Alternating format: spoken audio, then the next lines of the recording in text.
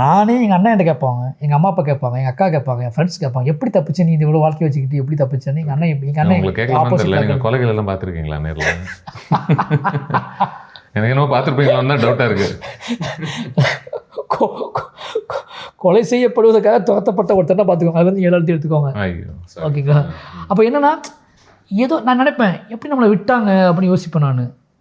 அப்போ ஏதோ வகையில் என் மீது என்னோட நடவடிக்கைகளின் மீது ஒரு சின்ன சாஃப்டான வந்திருக்கு. யாருக்கு ஒருத்தனுக்கு என் மீது மூர்க்கம் அவ்வளோ உச்சத்துக்கு போகாமல் நான் பார்த்துக்கிட்டேன்.